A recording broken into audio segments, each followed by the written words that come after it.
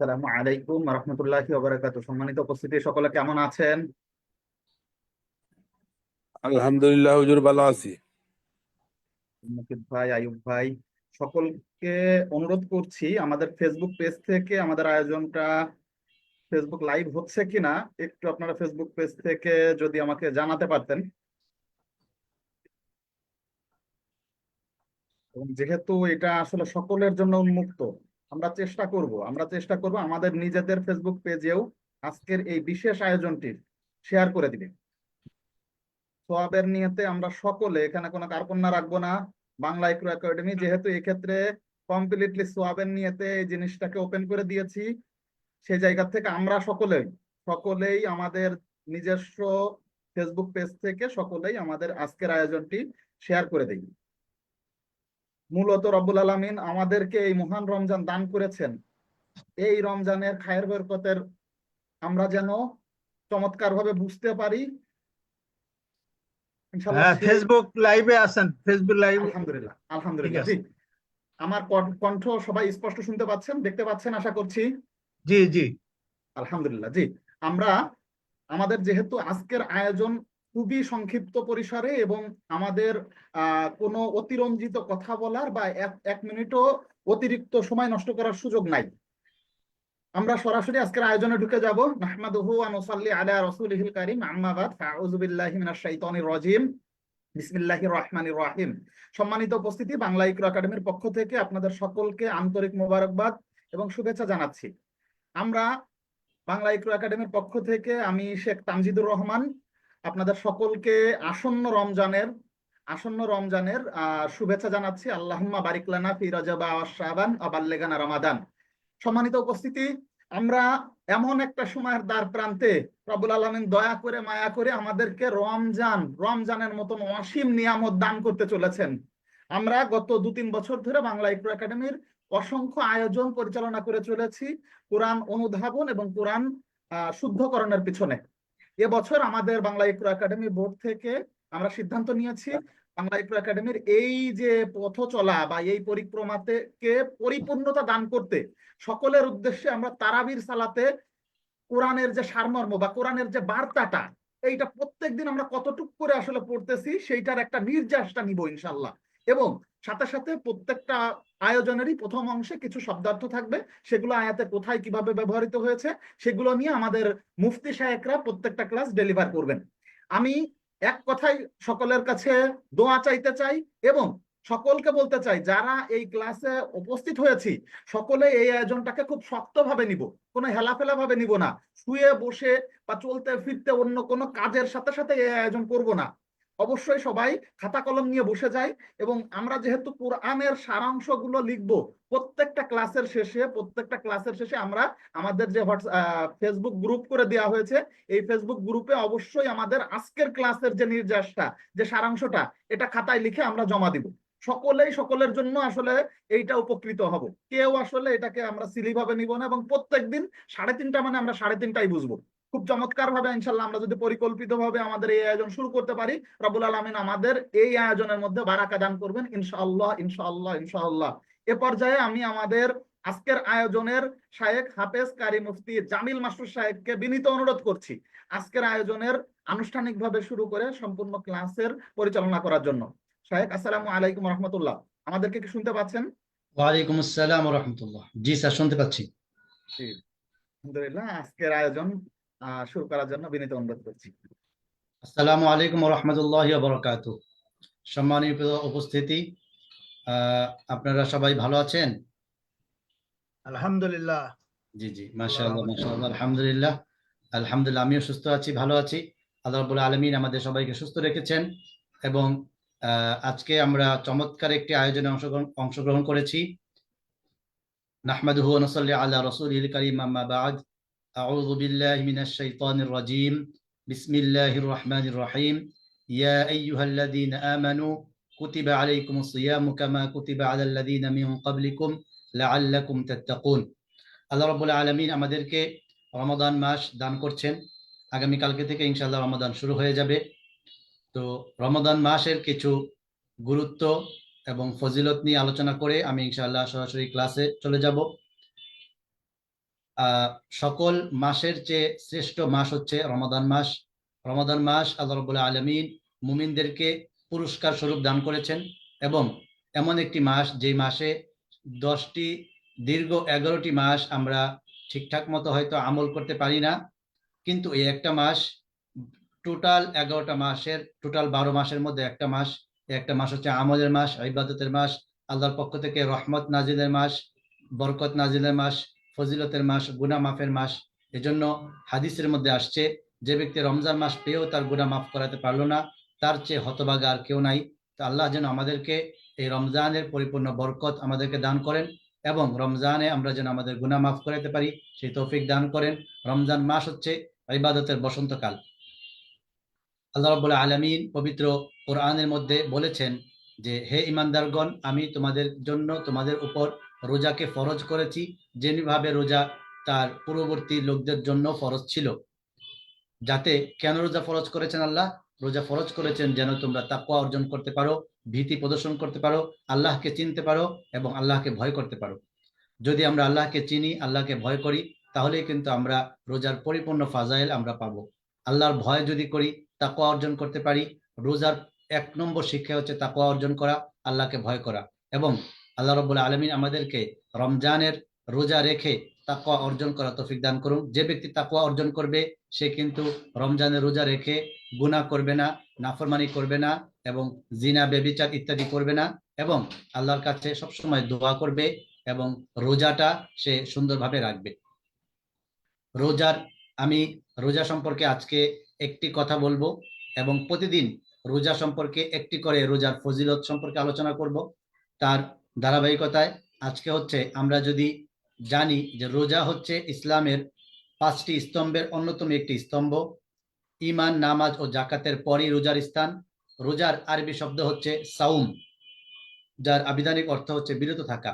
পরিভাষায় সাউম বলা হয় প্রত্যেক সজ্ঞান বালেগ মুসলমান নরনারীর জন্য শুবে সাদিক থেকে সূর্যাস্ত পর্যন্ত রোজার নিয়তে পানাহার, স্ত্রী সহবাস ও রোজা ভঙ্গকারী সকল কাজ থেকে বিরত থাকার নাম হচ্ছে রোজা। সুতরাং রমজান মাসের চাঁদ উদিত হলেই প্রত্যেক সুস্থ মুকিম প্রাপ্তবয়স্ক পুরুষ এবং হায়েজ নেফাস থেকে মুক্ত প্রাপ্তবয়স্কা নারীর উপর পূর্ণ রমজান মাসের রোজা রাখা ফরজ। এ সম্পর্কে আল্লাহ রাব্বুল আলামিন পবিত্র কোরআনের সূরা বাকারার 183 নম্বর আয়াতে বলেছেন, ইয়া আইয়ুহাল্লাযীনা আমানু কুতিবা আলাইকুমুস সিয়ামু কামা কুতিবা আলাল লাযীনা মিন ক্বাবলিকুম লাআল্লাকুম তাত্তাকুন। হে ঈমানদারগণ, তোমাদের উপর রোজা ফরজ করা হয়েছে যেমন ফরজ করা হয়েছিল তোমাদের পূর্ববর্তীদের উপর, যেন তোমরা মুত্তাকী হতে পারো, তাকওয়া অর্জন করতে পারো। অন্য আয়াতে আল্লাহ রাব্বুল আলামিন বলেন, ফামান শাহিদা মিনকুমুশ শাহরা ফালিয়াসুম। সুতরাং তোমাদের মধ্যে যে ব্যক্তি এই মাস পাবে সে যেন অবশ্যই রোজা রাখে। হযরত আবু হুরায়রা রাদিয়াল্লাহু তাআলা থেকে বর্ণিত, রাসূলুল্লাহ সাল্লাল্লাহু আলাইহি ওয়াসাল্লাম ইরশাদ করেছেন, ইযা রাআইতুমুল হিলালা ফাসুমু ওয়া ইযা রাআইতুমুহু ফাফতুরু। যখন তোমরা রমজান মাসের চাঁদ দেখবে তখন রোজা রাখবে, আর যদি যখন শাওয়াল মাসের চাঁদ উঠবে তখন রোজা ভঙ্গ করবে। যদি আকাশ মেঘাচ্ছন্নতার কারণে চাঁদ দেখা না যায় তাহলে তোমরা 30টি রোজা পূর্ণ করবে। তো এই হাদিস এবং কোরআনের আয়াতের আলোকে স্পষ্টভাবে বোঝা গেল যে রোজা রাখা, রমজান মাসে রোজা রাখা প্রত্যেক সুস্থ এবং বালেগ পুরুষ নরনারীর জন্য রোজা রাখা ফরজ। আল্লাহ রাব্বুল আলামিন আমাদেরকে সামনে যে রোজাটা পাচ্ছি এই রমজানের পরিপূর্ণ ফাজাইল আমাদেরকে দান করুন এবং 30টি রোজা, পূর্ণ 1 মাসের রোজা আমাদেরকে সুস্থভাবে রাখার তৌফিক দান করুন। এবং আজকে আমি শুধু রোজার রোজার পরিচয় এবং রোজার হুকুমটা বর্ণনা করলাম। আগামীকালকেও ইনশাআল্লাহ রোজার গুরুত্ব এবং রোজার একটি করে ফজিলত আগামীকালকে থেকে আলোচনা করে তারপর ইনশাআল্লাহ আমরা আমাদের নিয়মিত ক্লাসে যাব। তো ইনশাআল্লাহ আজকে বাংলা ইকরা একাডেমি আয়োজিত চমৎকার একটি আয়োজন, তারাবির সালাতে কোরআনের সারমর্ম বোঝার সাথে সাথে কোরআনের 50% অর্থ অনুধাবনের ক্লাস। আসলে আমরা যে তারাবি পড়ি, রমজান মাসে তারাবি পড়ি, তারাবিতে আমাদের হাফেজ সাহেবগণ যে তেলাওয়াতগুলো করে, এই তেলাওয়াতগুলো আমরা কিন্তু শুনি, কিন্তু আসলে বুঝি না যে আল্লাহ রাব্বুল আলামিন এই আয়াতগুলোর মধ্যে কি বলেছেন। সেই লক্ষ্যেই বাংলা ইকরা একাডেমি আয়োজন করেছেন। আজকে থেকে আগামী 19 রমজান পর্যন্ত এই ক্লাসটি চলবে। 20টি ক্লাসে আমরা 27টি তারাবির সম্পর্কে জানতে পারবো। প্রতিদিন 3টা 30 থেকে 4টা 30 পর্যন্ত, এবং এটার 2টা পার্ট থাকবে। প্রথম পার্টে কোরআনের শাব্দিক অর্থ ও আয়াতের ব্যবহার, এটা আমরা দেখব। প্রতিদিন 10টা করে শব্দ দেখব, কিছু দেখব ফেআইল শব্দ, কিছু দেখব হরফ, হরফ কোথায় ব্যবহৃত হয়েছে, কি অর্থ, এটা দেখব। দ্বিতীয় পার্টে প্রতিদিনের তারাবির তাফসির, অর্থাৎ প্রতিদিন আমরা মসজিদে যতটুকু পরিমাণ তারাবি পড়ি ওই পরিমাণ তাফসির। হ্যাঁ, আমরা প্রথম দিকে একটা একটা করে তারাবি আগাবো, যেহেতু আমরা 20 দিনে 27টা তারাবি শেষ করব। এজন্য আমাদের কিছু কিছু দিন থাকবে যেই দিনগুলোতে আমরা 2 দিনের তারাবি একদিনে আলোচনা করবো ইনশাআল্লাহ। তো আমরা ক্লাসগুলো মনোযোগ দিয়ে শুনবো আমাদের নিজেদের তারাবিকে শুদ্ধ করার জন্য। যদি আমরা আসলে নামাজে তারাবি পড়ি কিন্তু বুঝি না, যার কারণে অত বেশি মনোযোগ আসে না, নামাজে খুশু খুশু অর্জন হয় না। যদি আমরা তারাবির যে তিলাওয়াত গুলো এগুলো যদি ভালো করে শুনে এবং এর অর্থগুলো, এর হুকুমগুলো, আল্লাহ কি বলতে চেয়েছেন, এর মধ্যে কি শিক্ষা আছে, যদি আমরা বোঝার চেষ্টা করি, বুঝি, জানি, তাহলে কিন্তু তারাবিটা আমাদের আরো অর্থবহ হবে এবং তারাবি নামাজের মধ্যে আমাদের খুশু খুজু আরো অর্জন হবে। সে লক্ষ্যেই আয়োজন করা। আমরা দোয়া করি বাংলা ইকরা একাডেমিকে যেন আল্লাহ কবুল করে এবং এই আয়োজনকে যেন আল্লাহ সার্থকভাবে আমাদেরকে পালন করার তৌফিক দান করে। আমরা আলহামদুলিল্লাহ এই আয়োজনে, এই পুরো আয়োজনকে ঘিরে আমরা 2টি বইয়ের আলোকে আলোচনা করব। একটি বই হচ্ছে বিশ্বনন্দিত মুফাসসির কোরআন ডক্টর আল্লামা মিজানুর রহমান আজহারি রচিত, সদ্য রচিত এক নজরে কোরআন। আরেকটি হচ্ছে বিশ্ববিখ্যাত আন্তর্জাতিক ইসলামিক স্কলার আসুন্না ফাউন্ডেশনের চেয়ারম্যান শেখ আহমদুল্লাহ রচিত তারাবির সালাতে কোরআনের বার্তা। এই 2টি বইয়ের আলোকে ইনশাআল্লাহ আমরা আলোচনা করব। তো আমরা আজকের প্রথম পাঠ, প্রথম যে অংশ কোরআনের শব্দাবলী, এটার মধ্যে চলে যাই। কোরআনের শব্দাবলীর মধ্যে রয়েছে 1 নাম্বার ফেআইল, অর্থাৎ কিছু শব্দ আছে যেগুলো ক্রিয়ামূলক শব্দ। এই ক্রিয়ামূলক শব্দ আজকে আমরা শিখবো 5টি। ক্রিয়ামূলক শব্দ আমরা শিখবো আজকে 5টি। নাম্বার 1 ক্বালা। ক্বালা মানে বলা, ক্বালা মানে বলা, টু সেই, বলা, অর্থ বলা। এই বলা, ক্বালা শব্দটি পবিত্র কোরআনে এসেছে 1618 বার, 1618 বার এসেছে ক্বালা শব্দটি। তার মানে এই ক্বালা শব্দটির অর্থ জানলে আমরা 1618টি শব্দের অর্থ জেনে ফেললাম। তাহলে আল্লাহ রাব্বুল আলামিন পবিত্র কোরআনের সূরা জিলজালের 3 নম্বর আয়াতে বলেন ওয়াকালাল ইনসানু মা লাহা। আরো অনেক জায়গায় আছে, একটা উদাহরণ দিলাম। এবং মানুষ বলবে, তারা কি বলে। ওয়াকালা, ক্বালা মানে বলা, তাহলে ওয়াকালাল ইনসানু মানুষ বলবে, মা লাহা তারা কি বলে, তাদের কি হলো, তাদের কি হলো। এই হচ্ছে বিষয় সূরা জিলজাল 3 নম্বর আয়াতে। তাহলে আমরা আজকের 1 নম্বর শব্দ পেলাম ক্বালা। ক্বালা শব্দটি পবিত্র কোরআনের 1618 বার এসেছে। এর অর্থ হচ্ছে বলা, টু সেই। আল্লাহ রাব্বুল আলামিন সূরা জিলজালের 3 নম্বর আয়াতে বলেন ওয়াকালাল ইনসানু মা লাহা, এবং মানুষ বলবে তার কি হলো। 2 নম্বর হচ্ছে কানা। কানা অর্থ হওয়া, হওয়া, টু বি, কানা হওয়া, টু বি। এটি পবিত্র কোরআনে 1358 বার এসেছে। পবিত্র কোরআনে 1358 বার এসেছে। আল্লাহ রাব্বুল আলামিন পবিত্র কোরআনের সূরা আন-নাবা, সূরাতুন নাবা 30 নম্বর পারার প্রথম সূরা আন-নাবার 17 নম্বর আয়াতে বলেন ইন্না ইয়াউমাল ফাসলি কানা মিকাতা। আবার সূরাতুন নাসরের মধ্যে আছে ইন্নাহু কানা তাওয়াবা। এভাবে কিন্তু আছে, কানাটা 1358 বার আছে। নিশ্চয়ই বিচার দিবস হবে এক নির্ধারিত সময়ের। বিচার দিবস হবে এক নির্ধারিত সময়ের।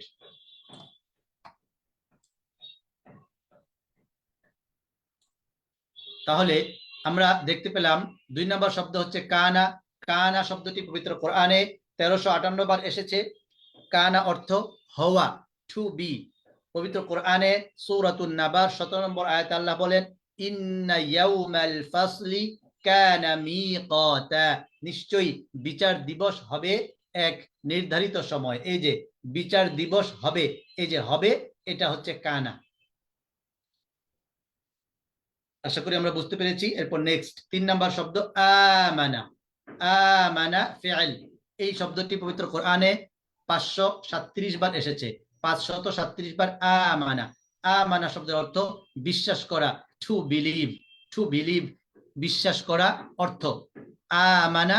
আমানা পবিত্র কোরআনে 537 বার এসেছে। এর অর্থ হচ্ছে বিশ্বাস করা, টু বিলিভ।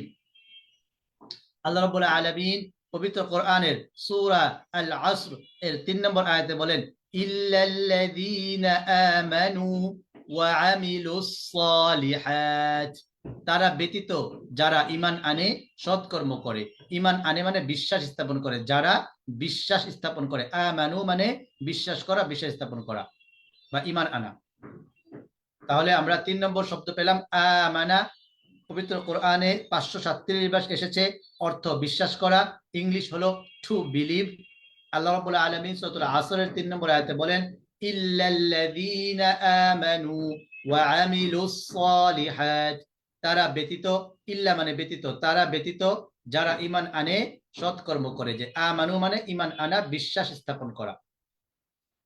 4 নম্বর শব্দ আলিমা। আলিমা মানে জানা, টু নো। টু নো, আলিমা জানা। পবিত্র কোরআনে এসেছে 382 বার।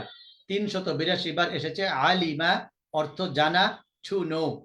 আল্লাহ রাব্বুল আলামিন পবিত্র কোরআনের সূরা আল জাসিয়ার 9 নম্বর আয়াতে বলেন, ওয়া ইযা আলিমা মিন আয়াতিনা শাইআন ইত্তাখাযাহা হুজুয়া উলাইকা লাহুম আযাবুম মুহিন, যখন আমার আয়াত সমূহের মধ্য হতে কোন আয়াত তার জ্ঞান গোচর হয়।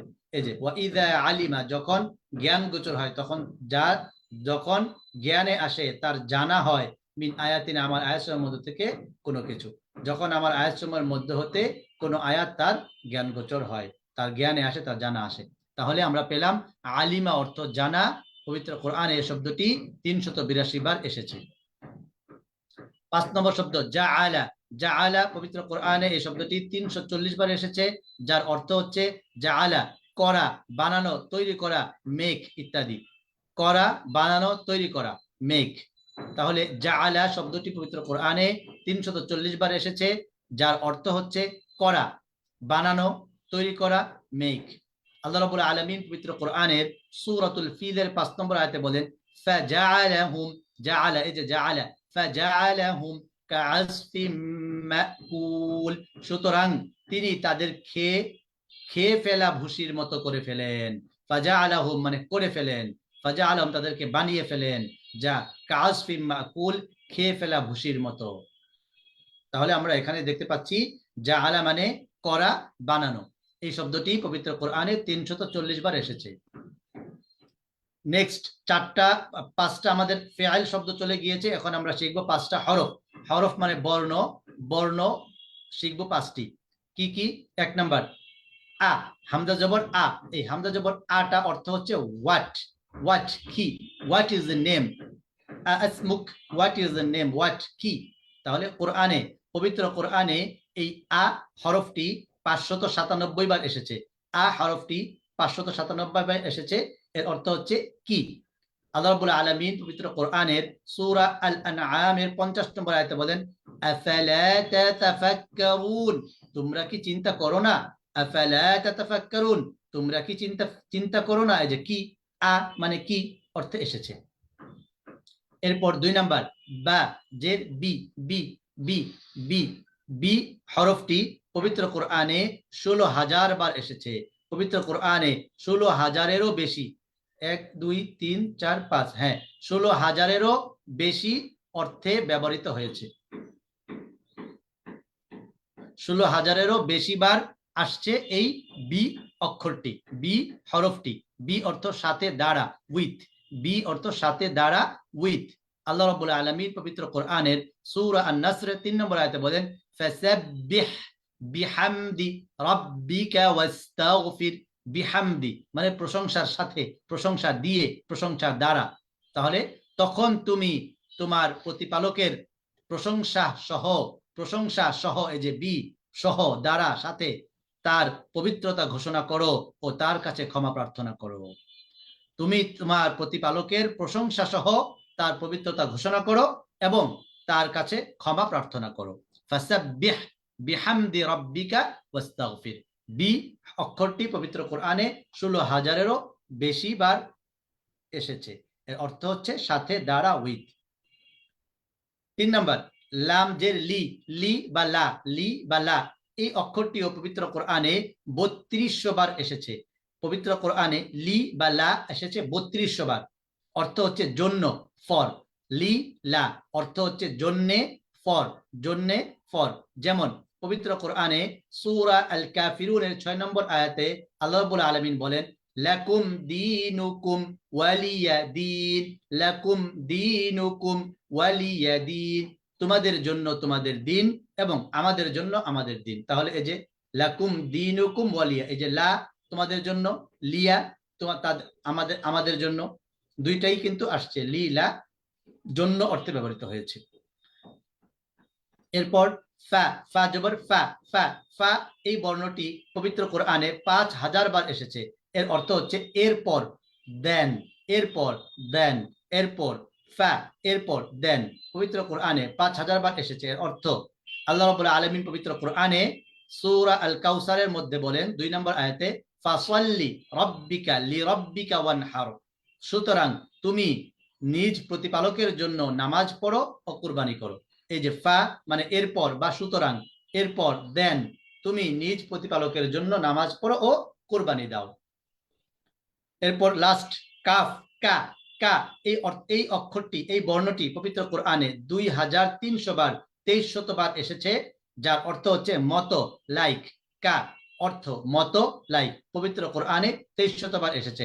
আল্লাহ রাব্বুল আলামিন পবিত্র কোরআনের সূরা মুরসালাতের 18 নম্বর আয়াতে বলেন, কাযালিকা নাফআলু বিল মুজরিমিন। আমি অপরাধীদের সাথে এরকম আচরণই করে থাকি। তাহলে কা মানে মতো, কেমন, এমনই, কাযালিকা এর মতোই, এমনই আচরণ করে থাকি, নাফআলু বিল মুজরিমিন অপরাধীদের সাথে। এই যে বি, বিটা আবার আসছে, বিল মুজরিমিন অপরাধীদের সাথে। তাহলে আমরা পেলাম কা অর্থ মতো, পবিত্র কোরআনে 2300 বার এসেছে। তাহলে আমরা এখন একত্রে শিখি। একত্রে ফেইল গুলো, ক্বালা অর্থ বলা, ক্বালা অর্থ বলা, এটি এসেছে 1618 বার। কানা অর্থ হওয়া, এটি এসেছে 1358 বার। আমানা অর্থ বিশ্বাস করা, এটি এসেছে 537 বার। আলিমা, আলিমা অর্থ জানা, এটি এসেছে 382 বার। জাআলা, জাআলা অর্থ করা, বানানো, তৈরি করা, এটি এসেছে 340 বার। এরপর হরফ, একত্রে বলি হরফগুলো। আ, আ মানে কি, হোয়াট। বি, বি মানে সাথে, দ্বারা। লি, লা এটি অর্থ হলো জন্যে, ফর। ফা এরপর দেন। কা শব্দের প্রথমে থাকবে মতো, লাইক, মতো, লাইক। তাহলে আমরা এভাবে করে ইনশাআল্লাহ প্র্যাকটিস করব, শিখব। তাহলে এতক্ষণ আমরা কোরআনের শব্দাবলীর যেই অর্থ, এটা আমরা জানলাম। আমাদের প্রথম পার্ট কোরআনের শব্দাবলী। আজকে আমরা 10টা শব্দ জানলাম, 5টা ফেইলের শব্দ, ক্রিয়ার শব্দ, আর 5টা হরফ বা বর্ণ, যেগুলো অনেক অনেক বার, হাজার হাজার বার কোরআনে এসেছে। এই অর্থগুলো যদি আমরা ভালোভাবে জানি, বুঝি, শিখি, তাহলে অনেক হাজার অর্থ, অনেক হাজার শব্দের অর্থ আমরা এবং অক্ষরের অর্থ আমরা জেনে ফেললাম আজকে এই আলোচনায়, আলহামদুলিল্লাহ। এবং আমরা একসাথে দিয়ে দিয়েছি এগুলো। ইনশাল্লাহ আমরা যারা আজকে অংশগ্রহণ করেছি এখানে, সবাই ইনশাল্লাহ এইগুলো একটু দেখে নিবেন, নিজেরা একটু প্র্যাকটিস করবেন, তাহলে ইনশাল্লাহ সবার মনে থাকবে এবং কোরআনের অর্থ অনুধাবন করতে বিষয়গুলো সহজ হবে ইনশাআল্লাহ। জি, আমরা এখন আমাদের দ্বিতীয় পাঠে চলে যাব। দ্বিতীয় পাঠটি খুবই চমৎকার, যেটি আমাদের প্রত্যেকটি মুমিনের জন্য অত্যন্ত জরুরি। আমাদের শেখ আহমদুল্লাহ তারাবি সাদকনের বার্তা তার জীবনের একটি নির্যাস এখানে আমাদেরকে দিয়ে দিয়েছেন, যে আসলে তার জীবনের একটি চাওয়া ছিল যে আমাদের মুসলমানরা, বিশেষ করে আমাদের বাঙালিরা, যাতে করে তারাবি যে পড়ে যে অর্থগুলো যেন বুঝতে পারে, তারাবির তিলাওয়াতের যে সারমর্মটা কি সেটা যেন তারা জানতে পারে, বুঝতে পারে। এবং মোটামুটি গত 1-2 বছর থেকে, গত 2 বছর হবে, এর আগে থেকে না, গত 2 বছর থেকেই মোটামুটি বিভিন্ন মসজিদে তারাবির পরে এই সারমর্মের একটা আলোচনা হচ্ছে, আগে এটা ছিল না। আল্লাহ রাব্বুল আলামিন আমাদেরকে বুঝার এবং জানার তৌফিক দান করুন। আমরা বেশি বেশি করে জানবো, জেনে সে অনুযায়ী আমল করবো ইনশাআল্লাহ। আজকে আমরা তারাবির সালাতে কোরআনের সারমর্ম যেটা আলোচনা করব, সেটা হচ্ছে আজকে আমরা প্রথম তারাবি ইনশাআল্লাহ, আল্লাহ রাব্বুল আলামিন যদি কবুল করে এবং সহজ করে, সবকিছু আকাশ টাকা সবকিছু ঠিক থাকে, তাহলে আজকে রাতে ইনশাআল্লাহ আমরা প্রথম তারাবি আদায় করব।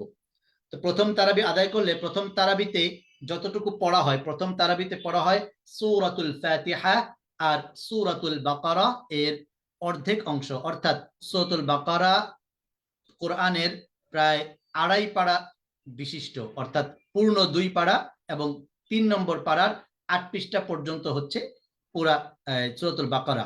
তাহলে আজকে আমরা মসজিদে তারাবি পড়ব 1.5 পারা, অর্থাৎ 1 নম্বর পারা ফুল এবং 2 নম্বর পারার অর্ধেক, এটা আমরা তারাবিতে পড়ব আজকে এই আলোচনাটা। তো প্রথমেই আমরা দেখতে পাচ্ছি আমাদের সামনে যে শীট রয়েছে, এটা এক নজরে কোরআন এই বই থেকে নেওয়া হয়েছে, খুবই চমৎকার ভাবে এটা আছে। সূরা আল ফাতিহা, সূরা আল ফাতিহা এর তারতিব বিন নুজুল, তারতিব বিল মুসহাফ, নুজুলের ধারাবাহিকতায়, নাজিলের ধারাবাহিকতা তথা কোন সূরার পর নাজিল হয়েছে তা বিবেচনায় এটি 5ম সূরা, অর্থাৎ সূরাতুল ফাতিহা নাজিল হওয়ার দিক থেকে 5ম নম্বর সূরা। এর আগে সূরা মুদ্দাসির ও পরে সূরা লাহাব নাজিল হয়েছে। তাহলে সূরা ফাতিহার আগে নাজিল হয়েছে সূরাতুল মুদ্দাসির এবং এর পরের সূরা হচ্ছে সূরা আল লাহাব।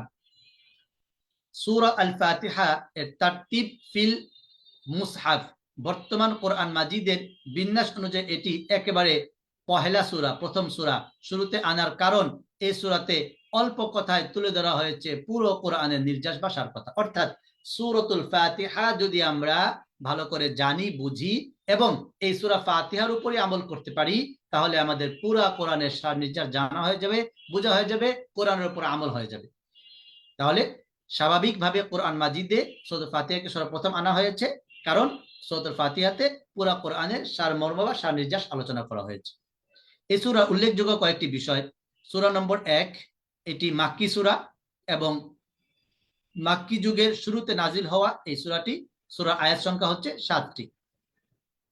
সূরা আল ফাতিহা এর বিভিন্ন রকম নাম রয়েছে। 1 নম্বর ফাতিহাতুল কিতাব, 2 নম্বর উম্মুল কোরআন, 3 নম্বর আস-সাবউল মাসানি। ফাতিহা নামে শুরু, সূচনা, ভূমিকা। সূরা ফাতিহার 3টি নাম আছে, ফাতিহাতুল কিতাব, উম্মুল কোরআন, আস-সাবউল মাসানি, অর্থাৎ অনেকগুলো নাম রয়েছে, তার মধ্যে উল্লেখযোগ্য এই নামগুলো। ফাতিহাতুল কিতাব মানে কোরআনের ভূমিকা স্বরূপ আলোচনা হয়েছে, এই জন্য ফাতিহাতুল কিতাব।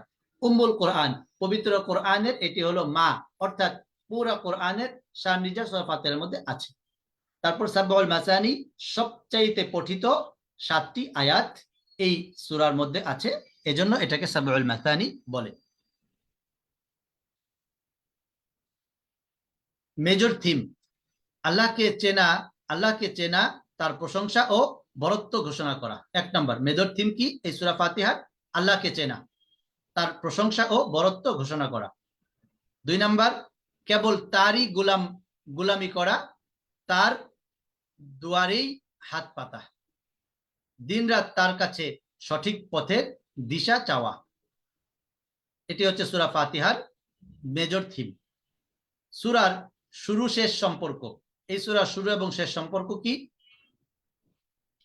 সূরার শুরুতে রব হিসেবে আল্লাহ তার কাজ বা দায়িত্বের কথা জানিয়েছেন, সেটা হলো বিশ্ব জগৎ পরিচালনা করা ও বান্দার প্রয়োজন মেটানো।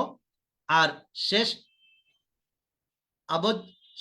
আবদ বা বান্দা হিসেবে আমাদের দায়িত্ব কাজের কথা মনে করিয়ে দিয়েছেন, তা হলো কেবল তারই দাসত্ব করা।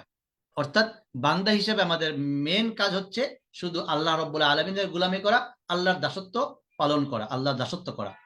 অন্য সূরার সাথে সম্পর্ক, সূরা ফাতিহার সম্পর্ক বিশেষ কোনো সূরার সঙ্গে নয়, বরং কোরআনের সবগুলো সূরার সঙ্গেই এর কিছু না কিছু সম্পর্ক আছে। মূলত সূরা ফাতিহার পর বাকি যে 113টি সূরা, সেগুলোর শুরু সূরা ফাতিহার বিস্তারিত ব্যাখ্যা। এজন্যই নামাজে সূরা ফাতিহার সঙ্গে অন্য যে কোনো সূরা মিলিয়ে পড়তে হয়। অর্থাৎ সূরা ফাতিহার কোনো নির্দিষ্ট সূরার সাথে সম্পর্ক নাই, প্রত্যেকটি সূরার সাথেই সূরা ফাতিহার সম্পর্ক রয়েছে। সূরা ফাতিহার শানে নুজুল, এভাবে করে আমরা কিন্তু প্রত্যেকটি সেগমেন্ট দিয়েছি। অন্যতম একটি সেগমেন্ট হচ্ছে আল্লাহ, আল্লাহ ও বান্দা, বান্দা। অর্থাৎ সূরা ফাতিহার 3টা পার্ট। সূরা ফাতিহার 3টা পার্ট। একটা পার্ট হচ্ছে আল্লাহ সম্পর্কে, শুধু আল্লাহর সাথে সম্পর্কযুক্ত। 2 নম্বর পার্ট আল্লাহ ও বান্দার সাথে সম্পর্কযুক্ত। 3 নম্বর পার্ট শুধু বান্দা। যেমন প্রথম অংশে আল্লাহ নিজের পরিচয় দিয়েছেন, আলহামদুলিল্লাহি রাব্বিল আলামিন আর রহমানির রহিম মালিক ইয়াউমিদ্দিন। আল্লাহ নিজের পরিচয় দিয়েছেন। এজন্য এই 3টা আয়াত আল্লাহর সাথেই সম্পর্ক। তারপর ইয়াকা না'বুদু ওয়া ইয়াকা নাস্তাইন, আল্লাহ এবং বান্দা দুজনের সাথে সম্পর্ক। মাঝের অংশ আল্লাহ ও বান্দার মাঝে যে চুক্তি তা মনে করিয়ে দেওয়া হয়েছে। আর শেষের যে অংশ, আর শেষ অংশে তুলে ধরেছেন বান্দার পরিচয়, ইহদিনাস সিরাতাল মুস্তাকিম সিরাতাল লাযিনা আনআমতা আলাইহিম গায়রিল মাগদুবি আলাইহিম ওয়ালাদ দাল্লিন। জি,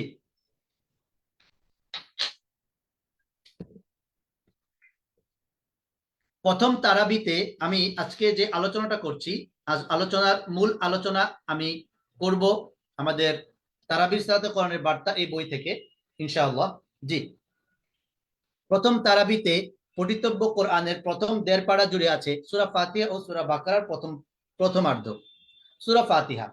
সূরা ফাতিহা কোরআনের সবচাইতে মহিমান্বিত সূরাগুলোর একটি। এজন্য হাদিসে এটিকে উম্মুল কোরআন বা কোরআনের মূল বলে আখ্যায়িত করা হয়েছে। কাঙ্ক্ষিত বিষয় নিবেদন করার আগে আল্লাহর গুণ কীর্তন ও প্রশংসা করতে হয়, এই সূরায় সেটি শেখানো হয়েছে।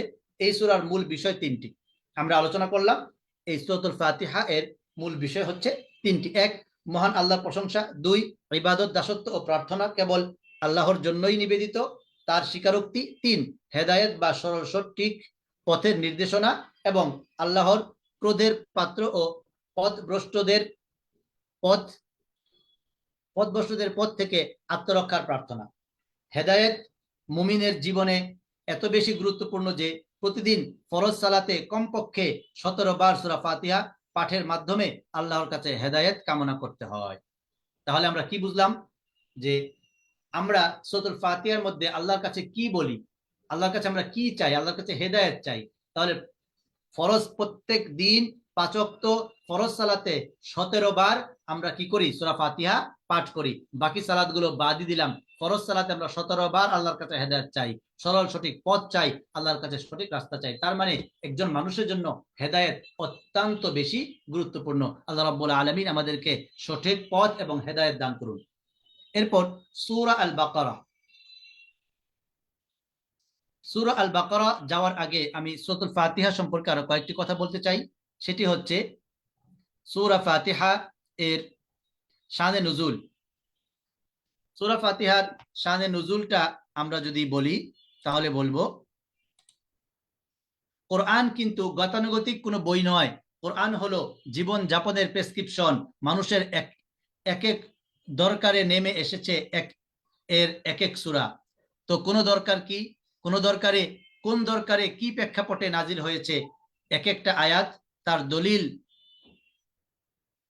দস্তাবেজকেই বলে শানে নুজুল।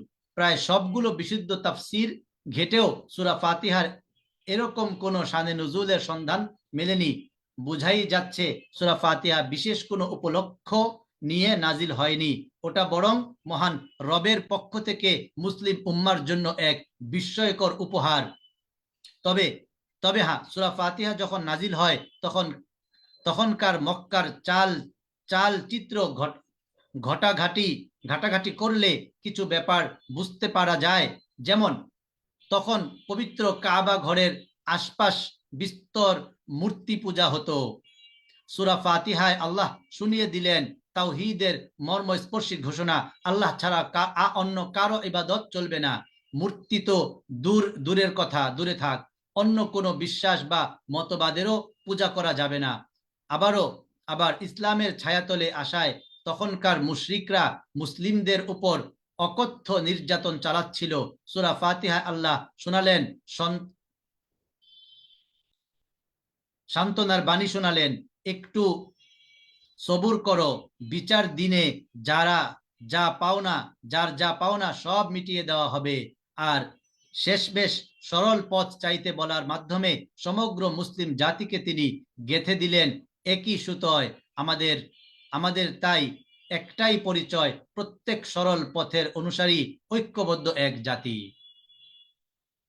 সূরা ফাতিহার শানে নুজুল আমরা জেনে নিলাম। সূরাতুল ফাতিহার অন্যতম কিছু ফজিলত রয়েছে। সূরাতুল ফাতিহার ফজিলত হচ্ছে কোরআনের সবচাইতে মর্যাদাপূর্ণ সূরা। সূরা ফাতিহা এটি কোরআনের মর্যাদাপূর্ণ একটি সূরা। সূরা ফাতিহা রোগের চিকিৎসা। পবিত্র কোরআনে ফাতিহাতুল কিতাব শিফাউম মিন কুল্লি সুম্মিন, সূরা ফাতিহা সমস্ত রোগের চিকিৎসা।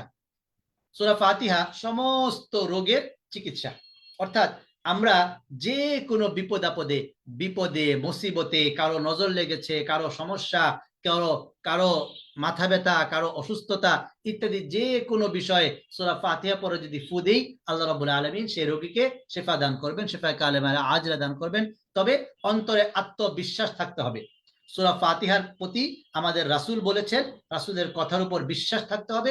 যদি অকাট্য বিশ্বাসে আমি আমল করতে পারি, তো অবশ্যই এর প্রতিফল পাবো। সূরা ফাতিহার অন্যতম একটি বৈশিষ্ট্য রোগের চিকিৎসা। সূরা ফাতিহা উজ্জ্বল একটি আলো। সূরা ফাতিহা উজ্জ্বল একটি আলো আমাদের সবার জীবনে। সূরা ফাতিহা উজ্জ্বল একটি আলো। সূরা ফাতিহার আরো অনেক অনেক ফজিলত রয়েছে। সূরাতুল ফাতিহা একবার তিলাওয়াত করলে পূর্ণ কোরআন খতম করার সব তার আমলনামায় লেখা হয়। এটা অনেক বড় একটি ফজিলত। সূরা ফাতিহার ফজিলত সম্পর্কে আলোচনা করলাম। সূরা ফাতিহা হলো চিকিৎসা, অর্থাৎ রোগের চিকিৎসা। সূরা ফাতিহা কোরআনের সবচাইতে মর্যাদাপূর্ণ একটি সূরা। সূরা ফাতিহা একবার তিলাওয়াত করলে পুরা কোরআন খতম করার সব আল্লাহ তাআলা আমলনামায় দান করেন। এজন্য আমাদেরকে সূরাতুল ফাতিহা শুদ্ধ করে তিলাওয়াত করতে হবে। সূরাতুল ফাতিহার মধ্যে পুরা কোরআনের সব কিছু আছে। এজন্য যার সূরাতুল ফাতিহা ঠিক হয়ে যাবে, তার পুরা কোরআন ঠিক হয়ে যাবে। এজন্য আমরা যদি সূরা ফাতিহাটা শুদ্ধ করে শিখি, ভালো করে তিলাওয়াত করি, বেশি বেশি তিলাওয়াত করি, আল্লাহ রাব্বুল আলামিন আমাদেরকে সওয়াব দান করবেন এবং আমাদের পুরা কোরআনের শুদ্ধ হয়ে যাবে ইনশাআল্লাহ। এরপর আমরা যাচ্ছি সূরাতুল বাকারা। সূরা বাকারা মহাগ্রন্থ পবিত্র কোরআনের সবচাইতে বড় সূরা হচ্ছে সূরাতুল বাকারা। এই সূরার শুরুতে আল্লাহ ঘোষণা দিয়েছেন, এই গ্রন্থের প্রতিটি বিষয় সন্দেহাতীতভাবে সত্য। এটি মুত্তাকিদের পথ প্রদর্শক। এরপর মানুষকে মুত্তাকি, কাফির ও মুনাফিক এই তিন ভাগে ভাগ করে তাদের বৈশিষ্ট্য এবং পরিমাণ বর্ণনা করা হয়েছে। যারা গায়েবের প্রতি ঈমান আনে, সালাত কায়েম করে, আল্লাহর দেওয়া রিজিক থেকে দান করে এবং আসমানি কিতাব সমূহের প্রতি ঈমান আনে ও আখিরাতের প্রতি দৃঢ় বিশ্বাস রাখে, তারা মুত্তাকি এবং তারা আল্লাহর পক্ষ হতে হেদায়েত প্রাপ্ত ও প্রকৃত সফল। কোরআন তাদেরকে পথ দেখাবে।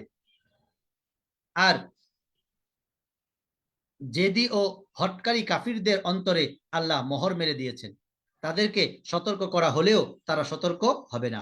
মুনাফিকদের কার্যকলাপ ভয়াবহ ও সূক্ষ্ম হওয়ার কারণে তাদের বিষয়ে দীর্ঘ পরিসরে আলোকপাত করা হয়েছে এই সূরায়। তাহলে সূরাতুল বাকারা এর মূল থিম কি? এর মূল থিম হচ্ছে, আল্লাহ রাব্বুল আলামিন বলেছেন এই সূরার মধ্যে, যালিকাল কিতাবু লা রাইবা ফিহ, অর্থাৎ এমন একটি কিতাব যাতে কোনো সন্দেহ নাই। এক কথায় বলে দিয়েছেন যে এই কোরআনের মধ্যে সন্দেহের কোনো অবকাশই নাই। আমি যা বলেছি কোরআনে সবকিছু সত্য, কোনো রকমের মিথ্যার কোনো কিছু নাই, সবকিছু সত্য, কোনো সন্দেহের কোনো অবকাশ নাই। এবং মুমিন মানুষকে মুত্তাকি, কাফির ও মুনাফিক এই তিন ভাগে ভাগ করেছেন। তাদের বৈশিষ্ট্য এবং পরিণাম বর্ণনা করেছেন। মুনাফিকের বৈশিষ্ট্য কি, এগুলো বর্ণনা করেছেন। কাফিরের বৈশিষ্ট্য কি, এগুলো বর্ণনা করেছে। মুনাফিকের বৈশিষ্ট্য অন্যতম হচ্ছে তারা অন্তরে অন্তরে এক, বাহিরে আরেক। তারা বাহিরে বলবে যে আমরা মুমিনদের সাথে আছি, কিন্তু অন্তরে তারা বলবে যে আমরা মুমিনদের সাথে নাই। এটাকে বলে মুনাফিক। কাফিরের চেয়েও ভয়ঙ্কর হচ্ছে মুনাফিক। কাফির তো স্পষ্ট যে অন্তর এবং বাইরে সব জায়গায় সে প্রকাশ করে সে ঈমান আনে নাই, সে মুমিনদের সাথে নাই। কিন্তু মুনাফিক, তাকে চিনা বড় দায়। মুনাফিক সে মুসলমানদের সাথে মিশে অনেক বড়, মুসলমানদের মধ্যে অনেক বড় ধ্বংস এবং ক্ষতির কারণ হতে পারে। এই তিন ভাগে বিভক্ত করেছেন তাদের বৈশিষ্ট্য এবং পরিণাম। মুনাফিকদের পরিণাম কি হবে, কাফিরদের পরিণাম কি হবে, এ সম্পর্কে আল্লাহ তাআলা আলোচনা করেছেন। যারা গায়েবের প্রতি, অদৃশ্যের প্রতি বিশ্বাস আনে, সালাত কায়েম করে এবং আল্লাহর দেওয়া রিজিক থেকে দান করে এবং আসমানি কিতাব সময়ের প্রতি ঈমান আনে ও আখিরাতের প্রতি দৃঢ় বিশ্বাস রাখে, তারা মুত্তাকি এবং তারা আল্লাহর পক্ষ হতে হেদায়েত প্রাপ্ত ও সফলকাম। প্রকৃত সফলকাম তারাই। এজন্য সফলতা অর্জন করার অন্যতম বিষয় হচ্ছে ঈমান আনা। ঈমান আনার সাথে সাথে সালাত কায়েম করা এবং আল্লাহর দেওয়া রিজিক, আল্লাহ তাদেরকে যা দান করেছেন সেখান থেকে খরচ করা, দান করা এবং আল্লাহর আসমানি কিতাব সময়ের প্রতি ঈমান আনা ও আখিরাতের প্রতি দৃঢ় বিশ্বাস রাখা, তারাই হচ্ছে সফলকাম মুমিন, সফলতা অর্জন করতে পারবে। কোরআন তাদের পথ দেখাবে। আর জেদি ও হটকারী কাফির, যারা কাফিরদের অন্তরে আল্লাহ মোহর মেরে দিয়েছেন। আল্লাহ যারা হটকারী কাফের, কঠোর কাফের, যারা তাদের অন্তরে মোহর মেরে দিয়েছেন, তাদের জন্য কোন রকমের হেদায়েতের আস্থা নাই। তাদেরকে সতর্ক করা হলেও তারা হেদায়েত পাবে না। তাদেরকে আপনি যদি ভয় দেখান, তাদেরকে সতর্ক করেন, তারপরেও তারা হেদায়েত পাবে না, কারণ তাদের অন্তরে আল্লাহ মোহর মেরে দিয়েছেন। মুনাফিকদের কার্যকলাপ ও ভয়াবহ সূক্ষ্ম হওয়ার কারণে তাদের বিষয়ে দীর্ঘ পরিসরে আলোকপাত করা হয়েছে এই সূরায়। সূরাতুল বাকারার অন্যতম যে বিষয়গুলো আমরা যাচ্ছি।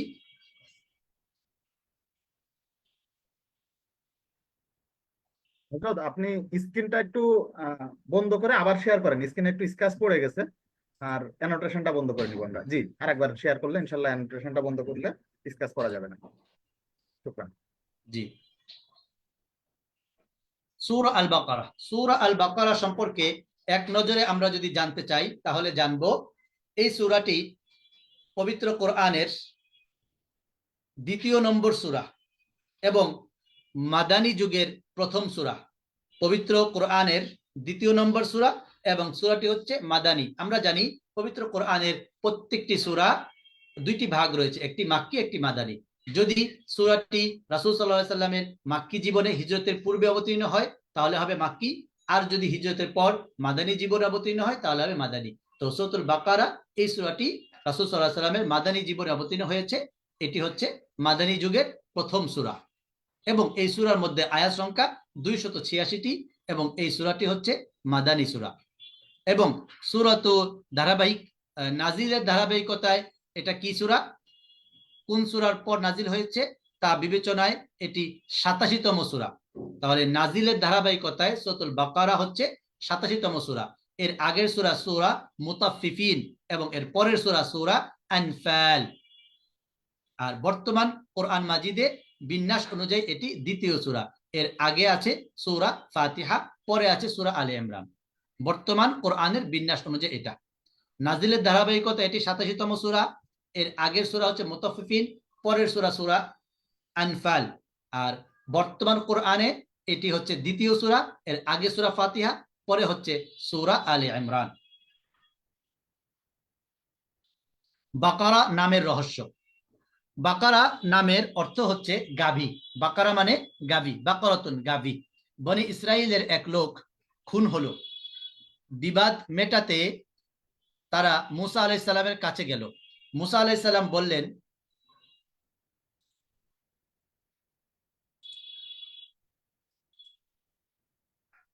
মুসা আলাইহিস সালাম বললেন, এক কাজ করো, একটা গাভী জবাই করো, তারপর ওটার একটা অংশ দিয়ে খুন হওয়া লোকটির গায়ে সামান্য বাড়ি দাও, দেখবে সে জীবিত, দিব্যি জীবিত হয়ে খুনির নাম বলে দিচ্ছে। কিন্তু বনি ইসরাইল বলে কথা, এরকম একটা সহজ হুকুমকেও তারা প্রশ্নের পর প্রশ্ন করে জটিল করে তুলল।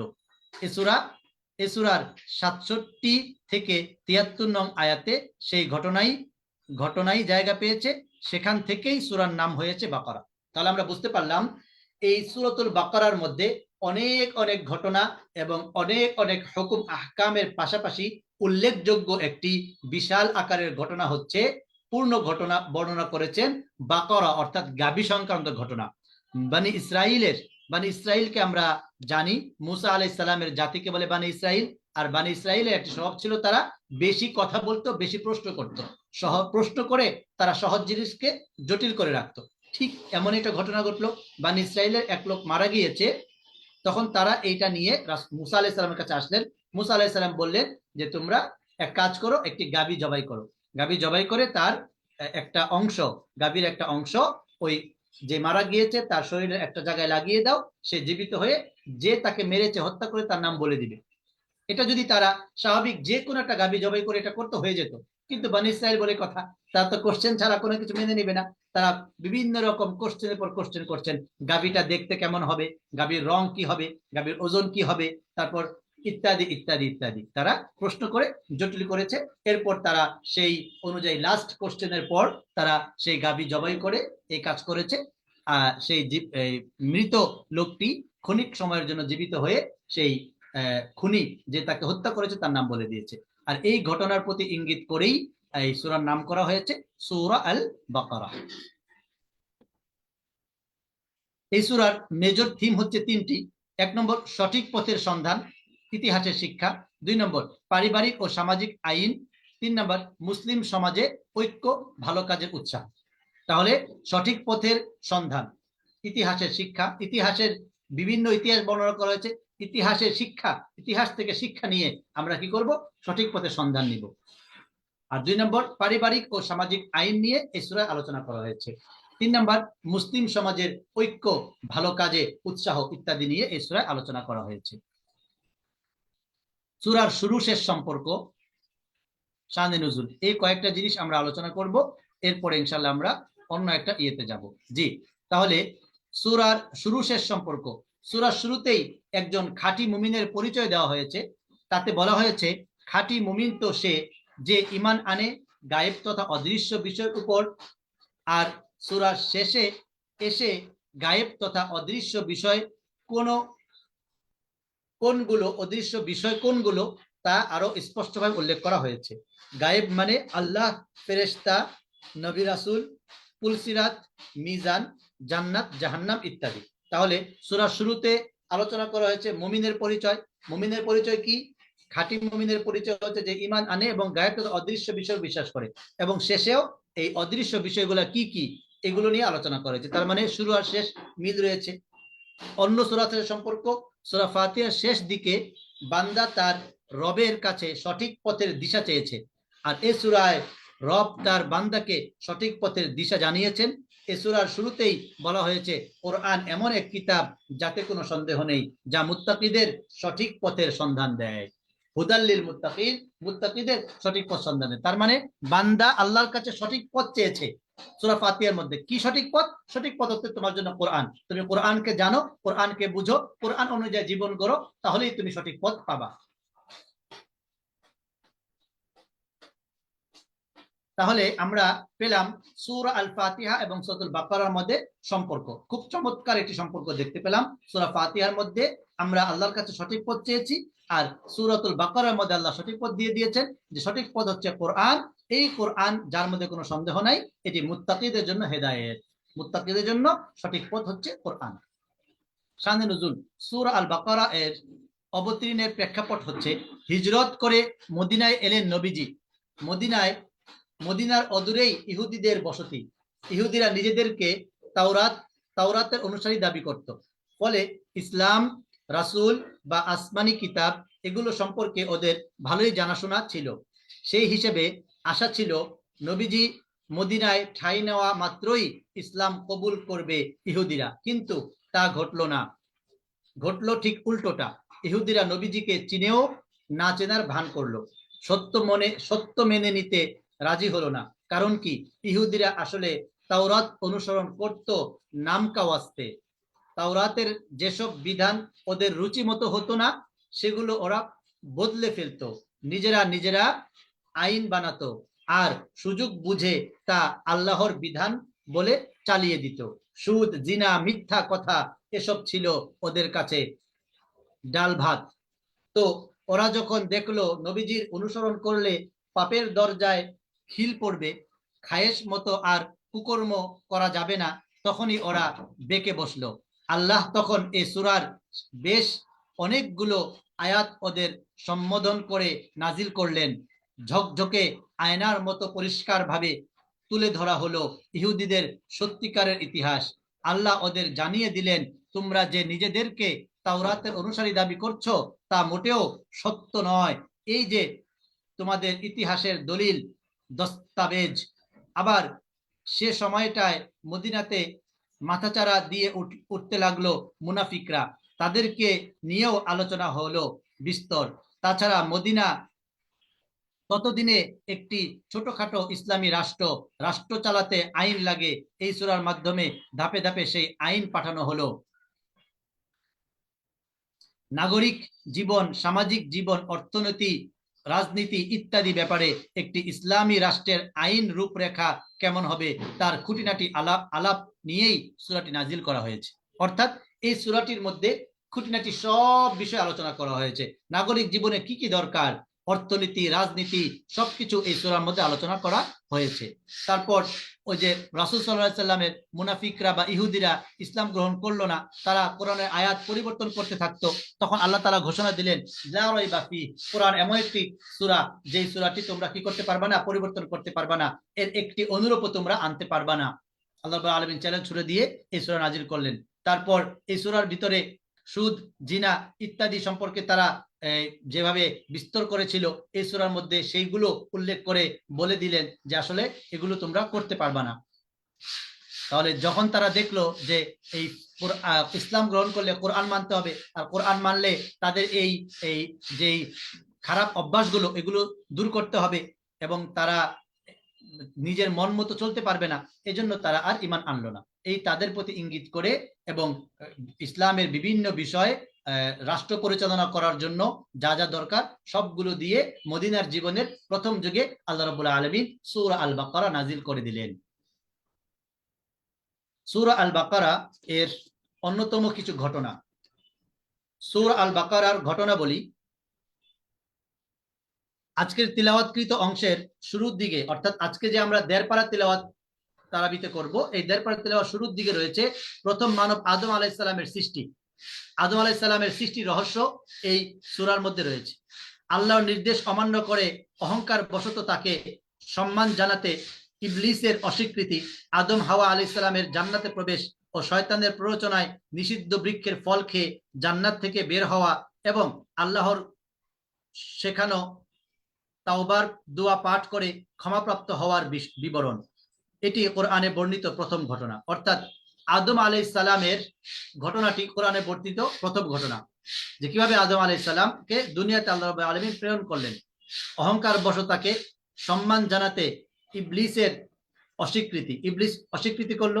আদম হাওয়া আলাইহিস সালামের জান্নাতে প্রবেশ, শয়তানের প্ররোচনা, নিষিদ্ধ বৃক্ষের ফল খেয়ে জান্নাত থেকে বের হওয়া, আল্লাহর শেখানো তাওবার দোয়া করে ক্ষমাপ্রাপ্ত হওয়ার বিবরণ, সবকিছু এর মধ্যে আছে। কিভাবে আদম আলাইহিস সালাম জান্নাতে ছিলেন, জান্নাত থেকে দুনিয়াতে আসলেন, এগুলো এখানে আছে। এরপর আরেকটি ঘটনা হচ্ছে ফিরআউনের জুলুম থেকে রক্ষা সহ বনি ইসরাইলের প্রতি আল্লাহর অসংখ্য বিশেষ অনুগ্রহের উল্লেখ এবং এত সত্ত্বেও তাদের হটকারিতা ও অবাধ্যতার ইতিহাস উঠে এসেছে।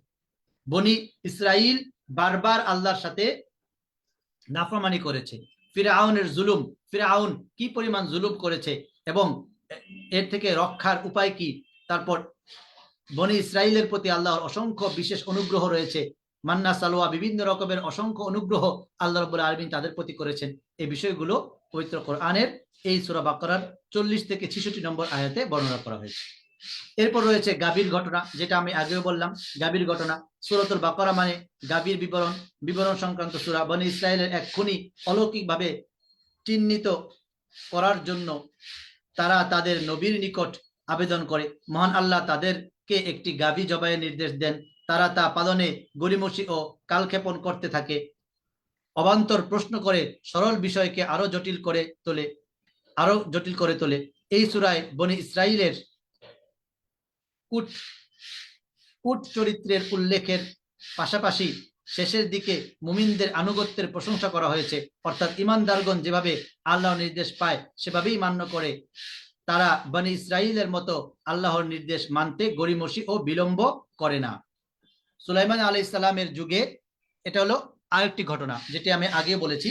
সূরা বাকারার 67 থেকে 73 নম্বর আয়াত পর্যন্ত এই ঘটনা উল্লেখ করা হয়েছে। আরেকটি ঘটনা, সুলাইমান আলাইহিস সালামের যুগে বাবেল শহরের হারুত মারুত নামে দুজন ফেরেশতা আগমন করেন। তারা আল্লাহর পক্ষ থেকে বাবেলবাসীকে পরীক্ষামূলক জাদুবিদ্যা শিক্ষা দিতেন এবং জাদুর ক্ষতি হাতে কলমে দেখিয়ে তা থেকে সতর্ক করতেন। অথচ বাবেলবাসী ফেরেশতা দ্বয়ের কাছ থেকে প্রকৃত শিক্ষা গ্রহণ না করে বরং জাদুর চর্চা করে ভয়ঙ্কর কুফরিতে লিপ্ত হয়। তাদের পাপ এমন, এর ফলে আখিরাতে তাদের কোনো উত্তম বিনিময় থাকবে না। আলোচ্য সূরায় এই ঘটনাও উল্লেখ করা হয়েছে 102 থেকে 103। সুলাইমান আলাইহিস সালামের বাবেলবাসীদেরকে নিয়ে যে ঘটনা, এটিও উল্লেখ করা হয়েছে। এরপর ইব্রাহিম ও ইসমাইল আলাইহিস সালাম কর্তৃক কাবার ভিত্তি স্থাপনের ইতিহাস আলোচনা করা হয়েছে। সে সময় তারা আল্লাহর নিকট কয়েকটি চমৎকার দোয়া করেছিলেন আমাদের শিক্ষার জন্য। সেই দোয়াগুলো আল্লাহ উল্লেখ করেছেন। অর্থাৎ ইব্রাহিম আলাইহিস সালাম, ইসমাইল আলাইহিস সালাম তারা কাবার যে ভিত্তি স্থাপন করেছেন, এই ঘটনাটাও এখানে উল্লেখ করা হয়েছে ইতিহাস। এবং সে সময় ইসমাইল এবং ইব্রাহিম আল্লাহর কাছে কিছু দোয়া করেছিলেন, সেই দোয়াগুলো আল্লাহ উল্লেখ করা। অর্থাৎ এই সূরার মধ্যে হজের বিবরণ রয়েছে, হজকে ফরজ করা হয়েছে এ সম্পর্কে আল্লাহ তাআলা এই সূরাতে নাজিল করেছেন, এবং হজের সময় কি করণীয়, কিভাবে কি কোন দোয়া পড়তে হবে, এই বিষয়গুলো নিয়ে আল্লাহ রাব্বুল আলামিন আলোকপাত করেছেন। মুসলমানদের প্রথম কিবলা ছিল বাইতুল মুকাদ্দিস। এই সূরার অন্যতম একটি গুরুত্বপূর্ণ বিষয় হচ্ছে কিবলা পরিবর্তন। মুসলমানদের প্রথম কিবলা ছিল বাইতুল মুকাদ্দিস। মাক্কি জীবনে মুসলমানদের প্রতি বাইতুল মুকাদ্দিসের দিকে ফিরে সালাত আদায়ের নির্দেশ ছিল। মাক্কি জীবনে মুসলমানরা বাইতুল মাকদিসের দিকে ফিরে সালাত আদায়ের নির্দেশ ছিল। মদিনায় আসার পরও 17 মাস সেই বাইতুল মাকদাসের দিকে ফিরে নির্দেশ বহাল ছিল। নবী সাল্লাল্লাহু আলাইহি সাল্লামের, রাসূল সাল্লাল্লাহু আলাইহি সাল্লামের আকাঙ্ক্ষার প্রেক্ষিতে বাইতুল মাকদিসের পরিবর্তে বাইতুল্লাহর দিকে মুখ করে সালাত আদায়ের নির্দেশ দেন। এজন্যই মদিনার যেই মসজিদে এই ঘটনা ঘটেছে, সেই মসজিদকে বলে মসজিদুল কিবলাতাইন। আমরা যারা হজে যাই, এখন মনে হয় আজান হচ্ছে, আমি 1 মিনিট একটু আজানের জবাবটা দিয়ে তারপর ইনশাআল্লাহ শুরু করব।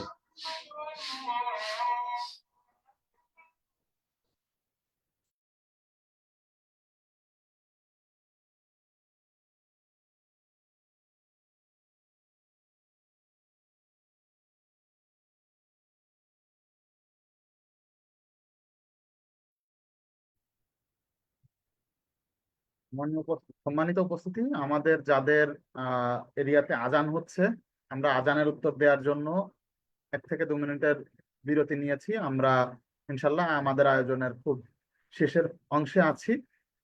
আমরা সকলে আজানের উত্তর দেওয়ার পরই মিনিট খানেক পরে আবারও আমাদের আলোচনায় ফিরে যাবো ইনশাল্লাহ।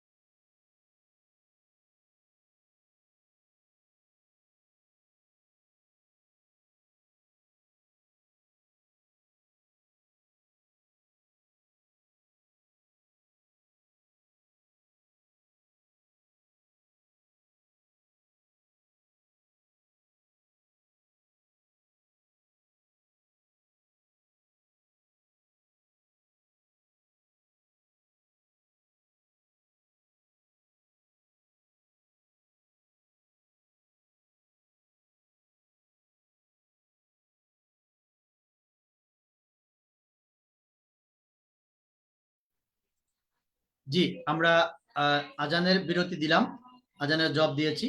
জি, আর 5 মিনিটের মধ্যে ইনশাআল্লাহ শেষ করে দিব। আল্লাহ পাক তৌফিক দান করুন।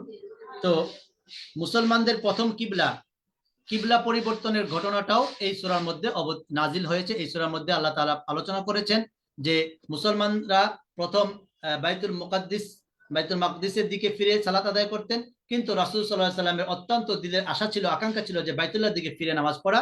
তো মদিনায় আসার পরেও প্রায়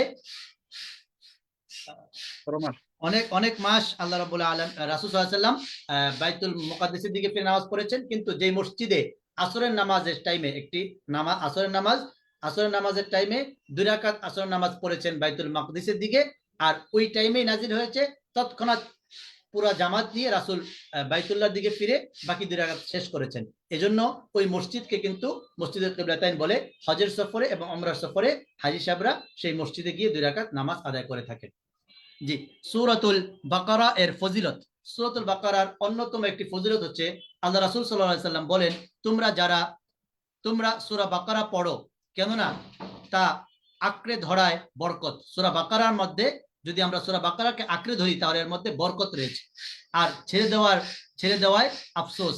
তাছাড়া জাদুকররা ওটার সামনে টিকতে পারে না।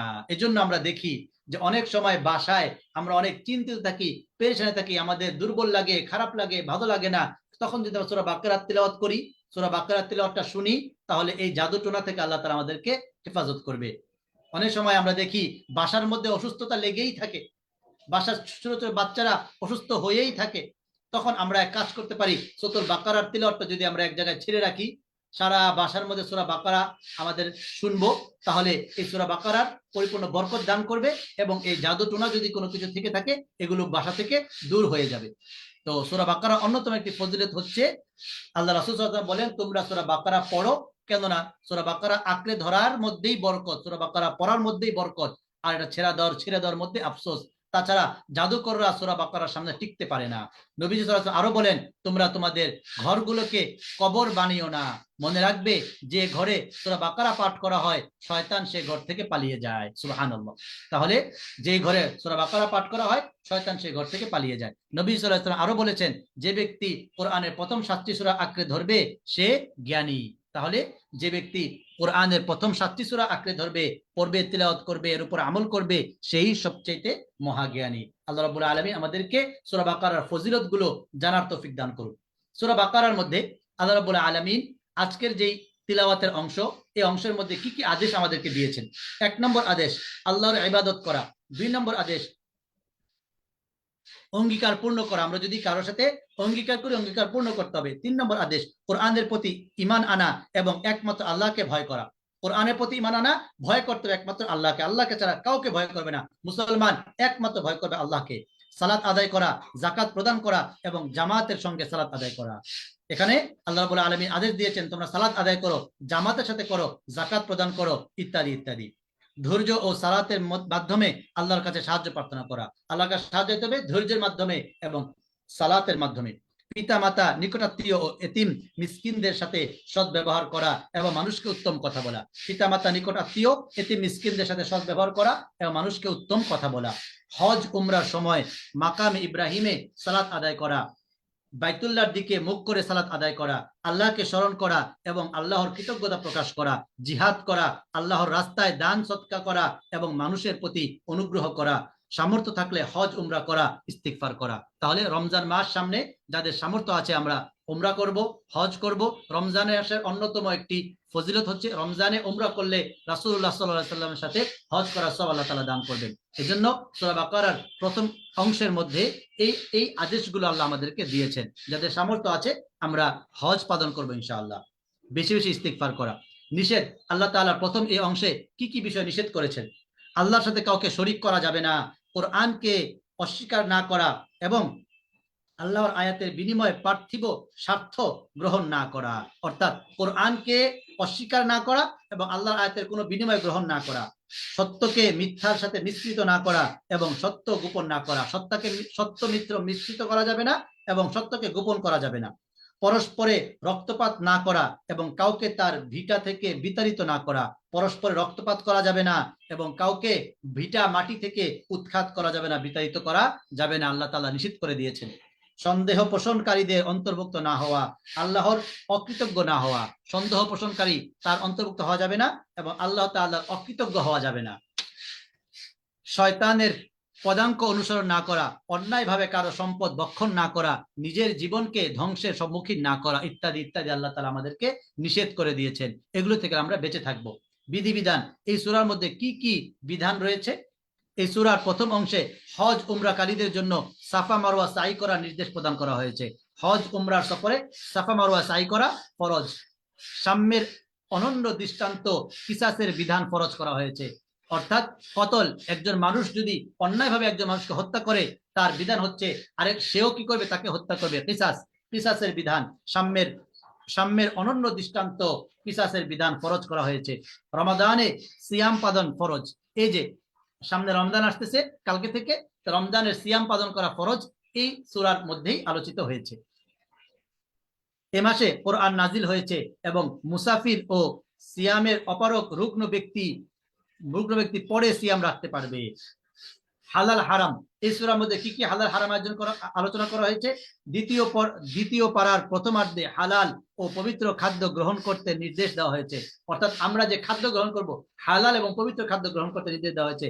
এবং মৃত প্রাণী, শূকর ও আল্লাহ ব্যতীত অন্যের নামে জবাই করা প্রাণীর মাংস হারাম করা হয়েছে। মৃত প্রাণী, শূকর, আল্লাহর নাম ছাড়া অন্য যার নামে জবাই করা হয়েছে এমন কোন প্রাণীর মাংস খাওয়া আমাদের জন্য বৈধ নয়, হারাম আল্লাহ তাআলা ঘোষণা করে দিয়েছেন এই সূরার মধ্যে। দৃষ্টান্ত, সুবিধাবাদী মুনাফিকদের দুটি দৃষ্টান্ত বিবৃত হয়েছে। প্রথম দৃষ্টান্তে তাদেরকে পূর্ণাঙ্গ আলো লাভ করার পর আবার অন্ধকারে হারিয়ে যাওয়া ব্যক্তির সঙ্গে তুলনা করা হয়েছে। আর দ্বিতীয় দৃষ্টান্তে তাদেরকে ঝড়ো রাতে পথ চলা এমন এক ব্যক্তির সঙ্গে তুলনা করা হয়েছে যে কখনো বিজলির আলোতে পথ চলে, আবার কখনো থেমে যায়। প্রথম দৃষ্টান্তটি সে সকল মুনাফিকের যারা ইসলামের সত্যতা সুস্পষ্ট হওয়ার পরও বুঝে শুনে কুফর অবলম্বন করেছিল। আর দ্বিতীয় দৃষ্টান্তটি সে সকল মুনাফিকদের যারা ইসলাম গ্রহণের ব্যাপারে দোদুল্যমনতায় ভুগছিল, ফলে দলিল প্রমাণ সামনে এলে তারা ইসলামের দিকে ধাবিত হতো, আবার পার্থিব স্বার্থের কারণে কুফরের দিকে ঝুঁকত। এই বিষয়গুলো দৃষ্টান্ত স্বরূপ আল্লাহ তাআলা উল্লেখ করেছেন। সুসংবাদ, পবিত্র সূরা আল বাকারার প্রথম অংশে কি কি সুসংবাদ? যারা আল্লাহর প্রতি ঈমান আনবে ও সৎ কাজ করবে তাদেরকে একাধিক আয়াতে জান্নাতে সুসংবাদ দেওয়া হয়েছে। বিপদ আপদে সালাত ও সবরের মাধ্যমে আল্লাহ সাহায্য প্রার্থনাকারী ধৈর্যশীলদের সুসংবাদ দিয়েছেন মহান আল্লাহ তাআলা। চ্যালেঞ্জ, এই সূরার মধ্যে আল্লাহ তাআলা কি চ্যালেঞ্জ দিয়েছেন? কোরআন আল্লাহর পক্ষ থেকে অবতীর্ণ কিতাব, এই ব্যাপারে কারো সন্দেহ থাকলে কোরআনের মতো নির্ভুল অলৌকিক গুণ সম্পন্ন একটি সূরা রচনা করার চ্যালেঞ্জ আল্লাহ ঘোষণা করেছেন।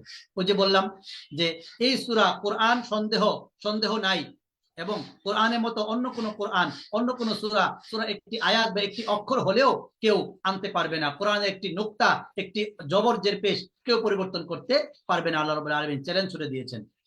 আজকের এই আলোচনা, আজকের যে তারাবি আমরা যতটুকু পড়ব, এর মধ্যে আমাদের শিক্ষাটা কি? আমাদের আজকের শিক্ষা, আমাদেরকে মধ্যমপন্থী উম্মাহ হিসেবে পাঠানো হয়েছে, তাই আমাদেরকে মধ্যম পথ অবলম্বন করতে হবে।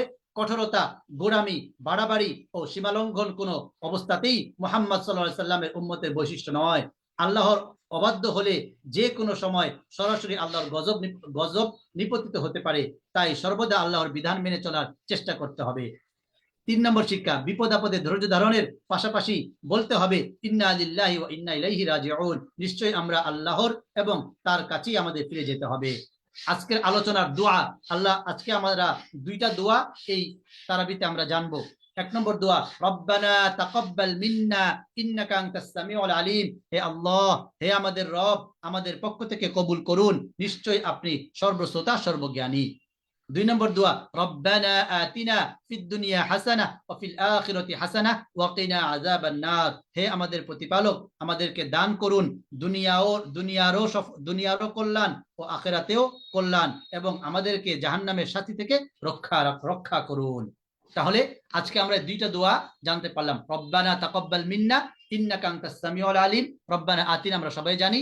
এই দোয়াটি হজের সময়, উমরার সময় যে তওয়াফ করি, এই তওয়াফের আমরা পবিত্র বাইতুল্লাহ কাবার হজরে আসওয়াদের আগের যে কর্নার, সেই কর্নারটা বলে রুকনে ইয়ামানি, এই রুকনে ইয়ামানি কর্নার থেকে হজরে আসওয়াদ পর্যন্ত যাইতে এই দোয়াটা পড়তে হয়। রব্বানা আতিনা, হাজিরা সবাই পড়ে, জোরে জোরে পড়ে, কেউ মনে মনে পড়ে।